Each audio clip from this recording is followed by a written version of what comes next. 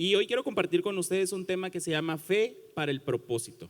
Fe para el propósito. En esta nueva serie que no es por vista, hay cosas, cuando hablamos acerca de la fe, ¿verdad? La fe es la certeza de lo que se espera, la convicción de lo que no se ve. Y nosotros en nuestra vida tenemos un propósito. Nosotros tenemos un propósito que quizás no conocemos tan claramente. Tenemos nuestros sueños y anhelos, pero tenemos un propósito más grande que nuestros sueños y nuestros anhelos. Hay algo para lo cual estamos aquí en el día de hoy. Y quiero comenzar en el libro de Juan, en el capítulo 9, versículos del 1 al 3.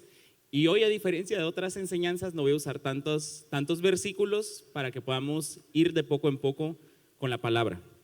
Juan capítulo 9, versículo 1 dice: Al pasar Jesús vio a un hombre ciego de nacimiento y le preguntaron sus discípulos diciendo: Rabí, ¿quién pecó, este o sus padres, para que haya nacido ciego? Y respondiendo Jesús dijo: No es que pecó este ni sus padres, sino para que las obras de Dios se manifiesten en él. La pregunta, normalmente o muchas veces cuando escuchamos esta prédica decimos qué mala pregunta, pero la pregunta en sí no es mala, porque ellos sabían algo.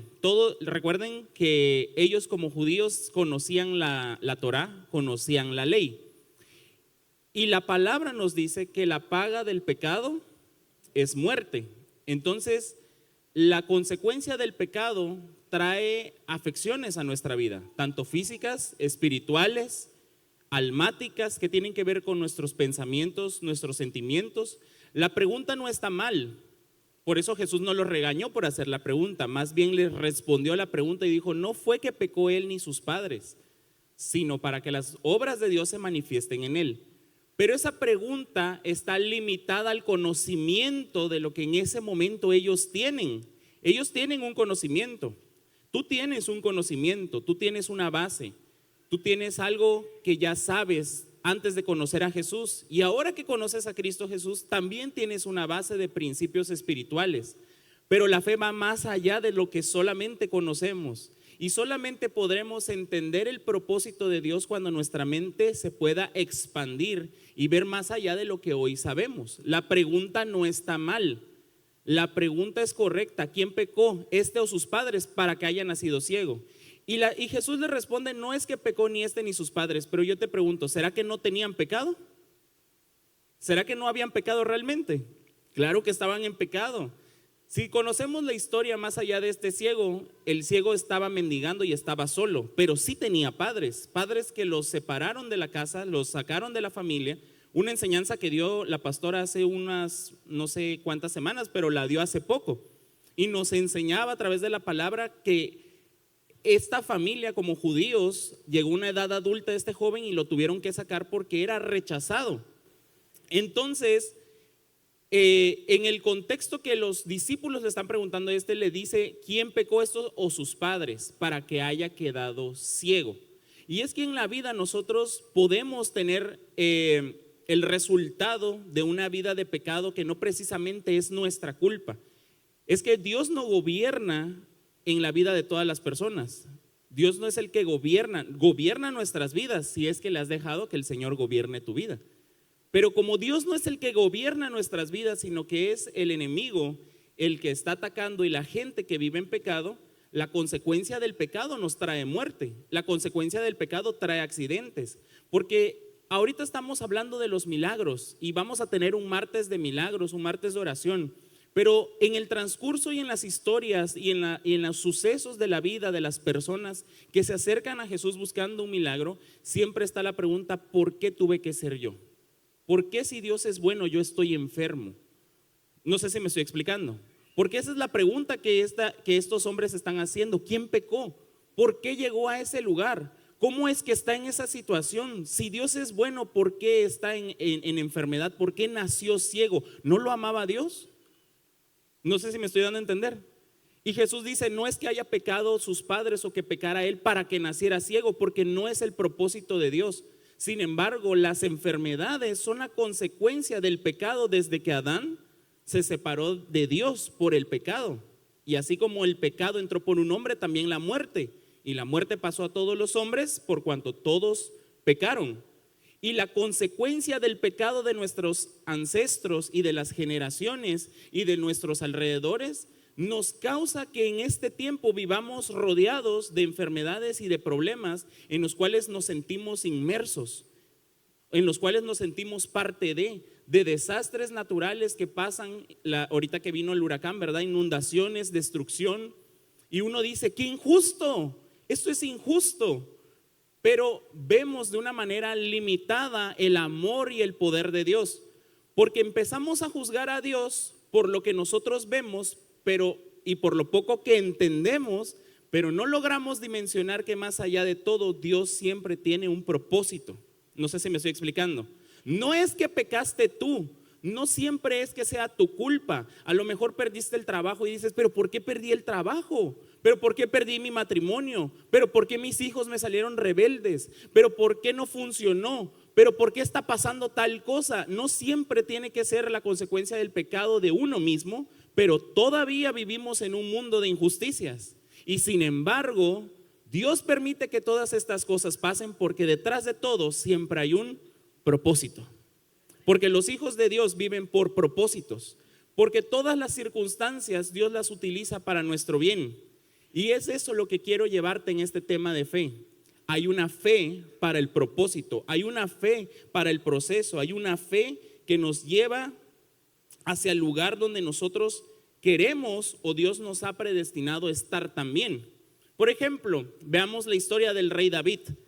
Cuando Dios llama a Saúl a hacer una ofrenda porque iba a pelear contra sus enemigos, Saúl desobedece a Dios y entonces Dios va a buscar a alguien más que haga las cosas conforme a su voluntad. Y entonces encuentra a David y el profeta Samuel va a la casa del papá de David, que era el Isaí, y él tenía varios hijos. Y hasta el final presentan a David y lo ungen como rey. Y dice el Señor, bueno, en ese momento ya quedó ungido como rey. Y yo me imagino que David, después de haber pasado el proceso de selección de decir, bueno, pues yo soy el más pequeño, nadie pensaba que él iba a ser el rey, y de pronto llega el profeta y lo unge y él sale así como que, wow, me dijeron que voy a ser el rey.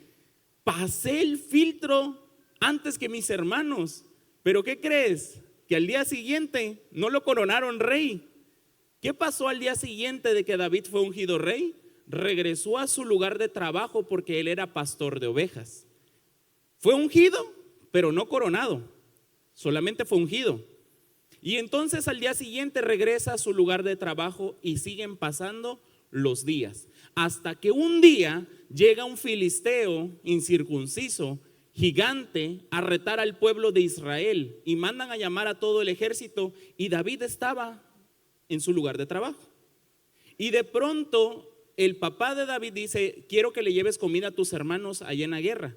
Y entonces David va y conocemos toda la historia, ¿verdad? De la lucha de David contra Goliat. Y él va y pregunta algo y dice, ¿qué es lo que le han prometido a aquel que venza al gigante? Ah, pues le prometieron que se va a casar con la hija del rey. Ah, eso me interesa. Ya fui ungido, ya vino la palabra, ahora viene el proceso. Y va y derrota al Goliat. Y entonces, ¿qué es lo que sucede? Se debe de casar con la hija del rey. ¿Pero qué crees? Todavía no se casa con la hija del rey. Y procesos después, cuando David comienza a avanzar todavía más, se da a conocer, empieza un proceso distinto. Ya no está en aquel lugar de trabajo, sino que comienza a hacer otros trabajos. Cuando tú lo leas vas a ver que luego Saúl lo llama para que le toque el arpa. Luego Saúl se da cuenta, porque no se había dado cuenta, Saúl se da cuenta de que Dios no estaba con Saúl, sino que estaba con David, y que era David el que iba a tomar el lugar de Saúl. Pero Saúl tenía un hijo que se llamaba Jonatán, o Jonathan. Siempre me confundo cuando mi papá predica y dice Jonatán, pero no sé, todos pronunciamos el nombre de Jonathan, ¿no? Entonces se me hace más fácil, Jonathan. Y Saúl tenía un hijo que era Jonathan. Y Jonathan era el heredero del trono porque era del padre al hijo. Jonathan era el heredero. Entonces te encuentras con otro obstáculo y dice David, a ver, a mí me prometieron la hija del rey, a mí ya me ungieron rey, pero Yo no tengo el reclamo de ser el rey porque él tiene un hijo que él sí debe de reclamar ser el rey. Entonces, bueno, ¿cuándo voy a hacer el proceso? ¿Cuándo va a ser mi momento? Si Dios me dio una palabra y un día me ungió, el día que él regresó a su lugar de trabajo, de haber dicho, aquí me ungieron, me dijeron que yo iba a recibir mi milagro el martes, oraron por mí el domingo, pero yo el lunes regreso al trabajo y sigo viendo la misma enfermedad. A mí me dieron una palabra el domingo, a mí me predicaron algo, pero toda la semana me siento que sigo igual. Entonces, ¿cuál palabra fue? Entonces fue mentira, el profeta se equivocó, el predicador me mintió, Dios es mentiroso. No sé si me estoy explicando, pero hay un proceso. Y luego cuando viene y derrota al gigante, dice, bueno, ahora sí se va a cumplir. Ya me enfrenté al gigante, ya vino la batalla, ya gané, ya triunfé. ¿Dónde está mi corona? ¿Dónde está mi corona? Pues no hay corona. Y luego cuando Saúl se da cuenta que el Espíritu de Dios está sobre David, dice, hay que matarlo. Y entonces Jonatán intercede para que no lo maten, pero entre una y otra situación David se da cuenta de que Saúl lo quiere matar y lo que hace es huir a una cueva que se llama la cueva de Adulam, donde se encuentra con otros hombres que estaban ahí escondidos en esa cueva porque eran deudores, estaban enfermos, eran rechazados y estaba rodeado de gente despreciada. Y David pudo haber pensado en ese momento, ¿qué rayos hago en esta cueva? Un día tenía yo trabajo, estaba con mi papá, como el hijo pródigo, ¿verdad? Como que en ese volver en sí. Pero él no estaba pensando de esa manera. No estaba pensando como el hijo pródigo. Pero seguramente ahí en esa cueva también ha de haber dicho, ¿qué hago yo aquí escondido de un rey que me quiere matar si yo ni su corona quiero? Yo solo quiero servir a Dios, yo solo quiero agradar a Jehová y donde Él me ponga. Pero ¿qué hago yo en esta cueva si antes tenía un trabajo? Si toco bien el arpa, si estaba haciendo las cosas bien, ¿por qué en el lugar a donde estoy llegando las puertas no se me abren? ¿Te suena familiar? Tú le crees a Dios y vas con la palabra de Dios, pero las puertas no se abren y tú sigues diciendo, ¿por qué la puerta no se abre? Si ya oramos porque las puertas se abran, si he ayunado, si he orado, si lo he intentado, si le estoy creyendo a Dios, ¿en qué estoy fallando, Señor? Porque estoy en esta cueva. Pero el camino al trono no es como uno se lo imagina. Y el camino hacia donde tú quieres ir tampoco es como tú te lo imaginas. Es que Dios es un Dios de procesos. Y se necesita esa fe para permanecer creyendo y confiando que aquel que te ungió y aquel que te dio la victoria va a ser aquel que te lleve al trono. Ahora veamos el reinado de Jesús. Esa es la comparación del reinado de David.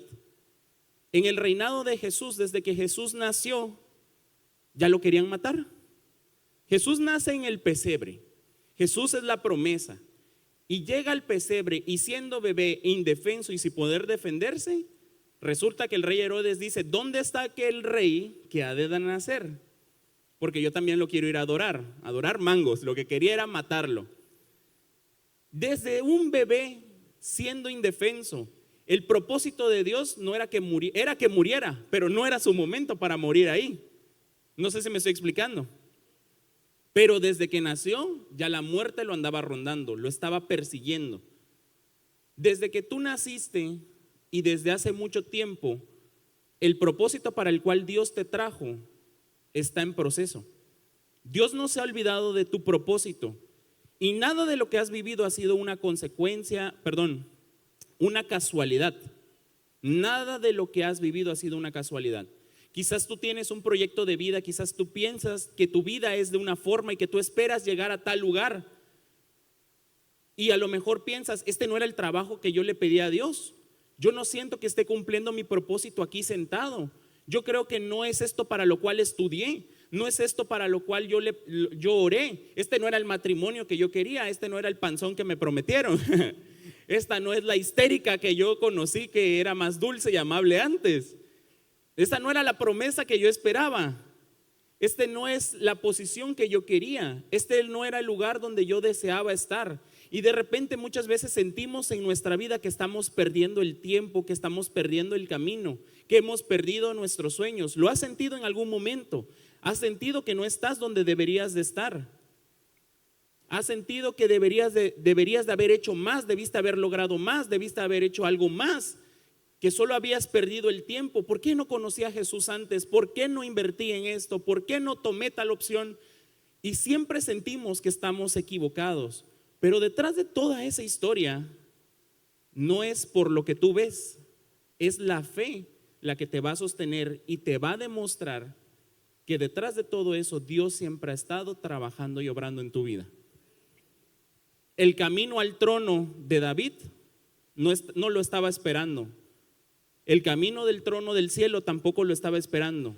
Fue un proceso largo, difícil, complicado. Jesús desde que era niño, dice la palabra que él se perdió cuando era niño. Los judíos eran contados como adultos, se convertían en hombres desde los 12 o 13 años. Entonces, si Jesús estaba desde niño, significa que desde antes de esa edad, él ya estaba buscando en el templo la escritura, la palabra, porque era 100% Dios, pero también era 100% hombre. Y como hombre, él quería quizás adelantar sus procesos.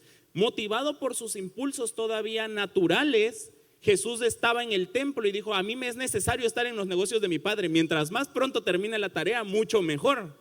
Y no era un ignorante, porque él sabía la palabra, conocía la escritura, fue a estudiarla, no porque se la reveló Dios desde antes, sino porque estaba, ¿dónde? En el templo, se estaba preparando para su propósito, pero no era el tiempo de su propósito. Lo querían matar desde bebé, pero no era el tiempo. Quería estudiar desde que era niño, pero no era el tiempo. No sé si me estoy explicando.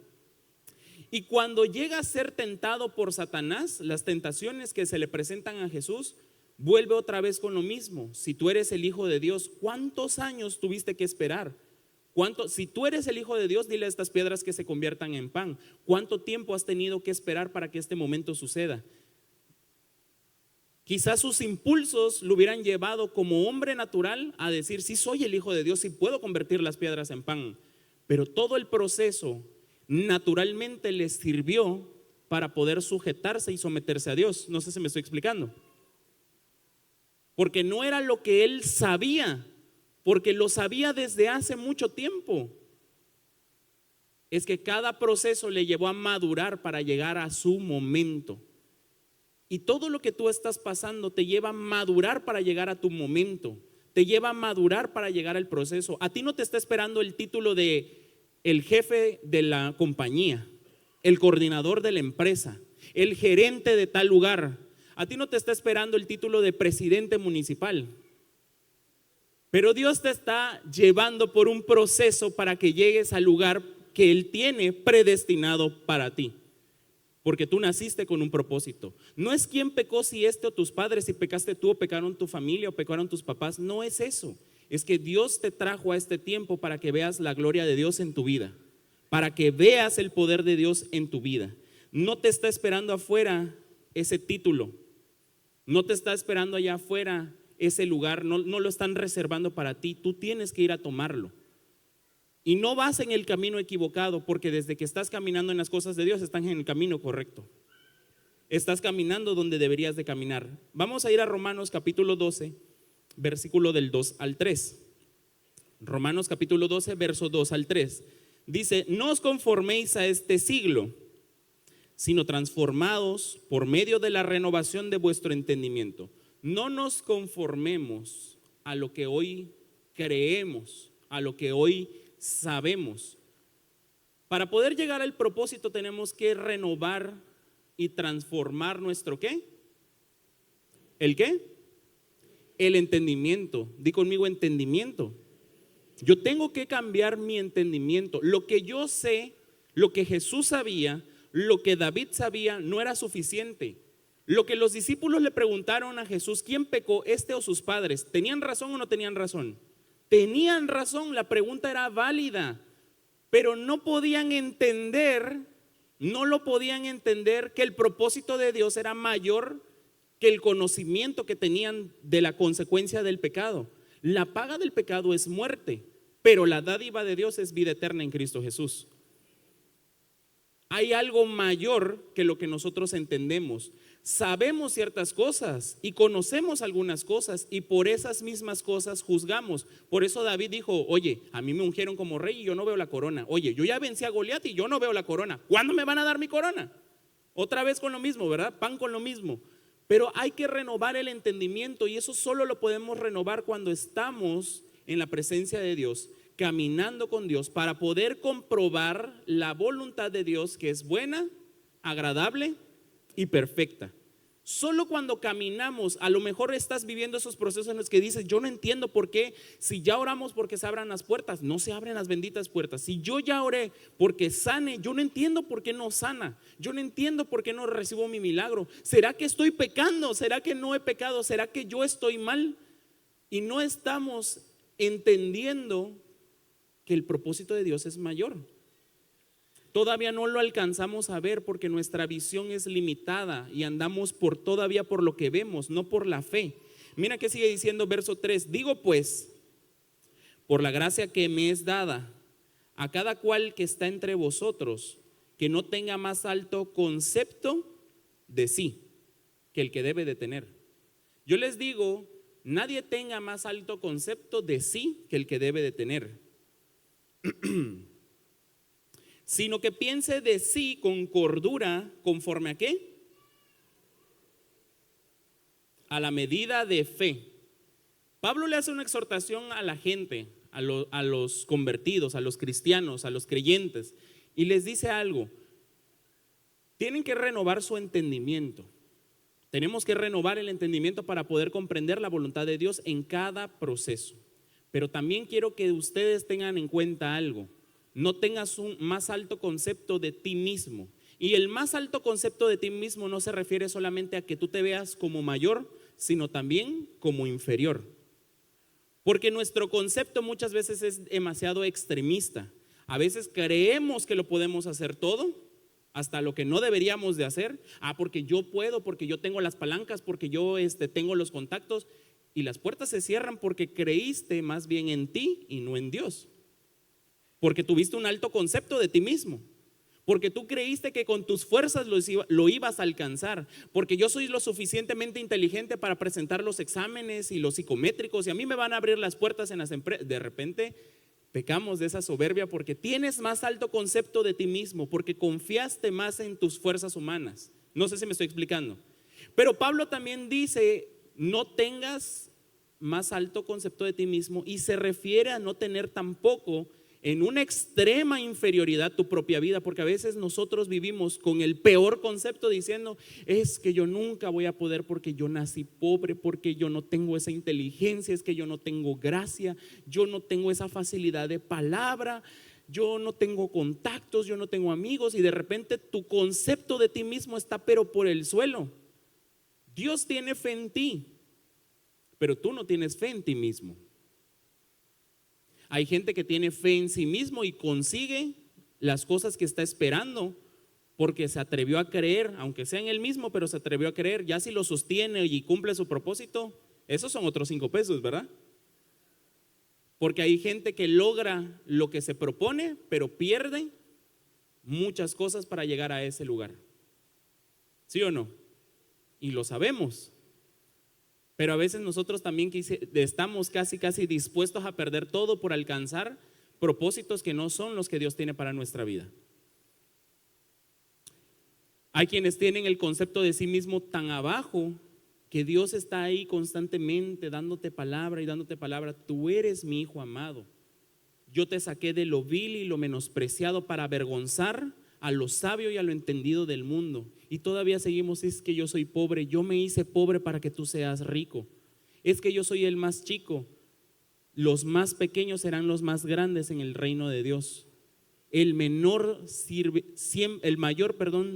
siempre al menor. En muchas de las historias de la Biblia, Dios escogió lo que menos tenía oportunidad para que Él fuera glorificado. En tu debilidad me voy a glorificar, te dice Dios. Y todavía seguimos con un concepto de nosotros mismos, pero por el piso. La fe no solamente se trata de la fe que tú puedes tener en Dios, sino de la fe que también Dios dice de ti, la fe que tienes en ti mismo. Dice, no pienses, sino que piense de sí con cordura. Piensa de ti con cordura, agárrate la cabeza y con cordura, no con mis sentimientos, con cordura. O sea, esto es lo que muchas veces mi pastor predica y dice sentido común, que es el menos común de los sentidos. Queremos tener los dones espirituales de la profecía, de las lenguas, del discernimiento, pero no tenemos sentido común. Piensa de ti con cordura. Pon los pies sobre la tierra. Créele a Dios. Una de las enseñanzas que últimamente ha hablado el pastor Cash, nuestro pastor ha mencionado mucho acerca de la oración que está influenciada por lo que tenemos. Nosotros oramos y le pedimos a Dios de acuerdo a lo que nosotros tenemos, y nosotros no podemos orar de esa manera. Uno deja de pedir las cosas grandes porque mira cómo vive y dice: yo no tengo la capacidad para tener las cosas grandes. ¿Me estoy explicando? Y tu oración es influenciada por lo que vives. Tu oración no puede ser influenciada, tu fe no puede ser influenciada por lo que vives, pero no puedes vivir lo que no tienes. ¿Me estoy explicando? Y eso es lo que dice nuestro pastor Cash. Eso enseña. Tu oración y tu fe tiene que mirar más allá, pero tampoco vas a gastar pasando la tarjeta Dios proveerá, porque eso es irresponsabilidad. Irresponsabilidad. Por eso cada quien piense de sí con cordura.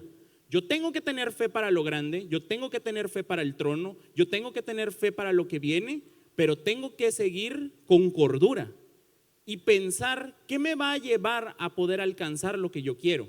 Porque no es una varita mágica que nos va a aparecer, es que Dios va a renovar nuestro entendimiento por medio de los procesos que estamos pasando. Porque ¿qué te hace trabajar más? ¿El día que te pagan o el día que no te pagan?